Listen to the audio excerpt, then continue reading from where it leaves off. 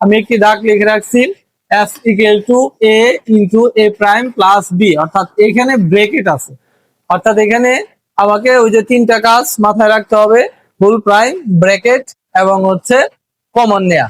তাহলে এখানে আমাকে কোন রুলসটা পড়েছে, এখানে আমাকে ব্রেকেট তুলে দেওয়ার কাজটা পড়েছে, তাহলে মানে সবার আগে আমাকে ব্রেকেটটা তুলে দিতে হবে।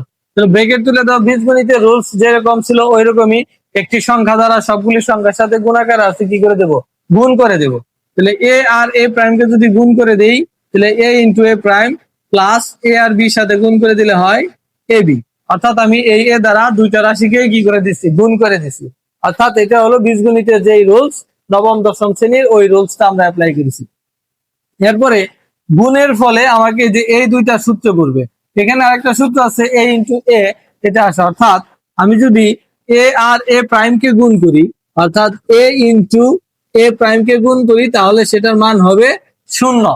অর্থাৎ একটা রাশি যদি প্রাইম থাকে, আরেকটা রাশিতে যদি প্রাইম ছাড়া থাকে, তাহলে সেই দুইটার মান ক্যালকুলেশন করলে আসে কি 0 প্লাস কত এ বি, আর শূন্যের সাথে কোনো কিছু যোগ করলে মান কি হয়, এ বি হয়। সুতরাং আনসার। তার মানে আমি যদি সঠিক পদ্ধতিতে ব্র্যাকেটকে তুলতে পারি, তাহলে আমার অঙ্কই আমাকে সামনের দিকে আগে নিয়ে যাবে যে আমাকে এখন কি করতে হবে।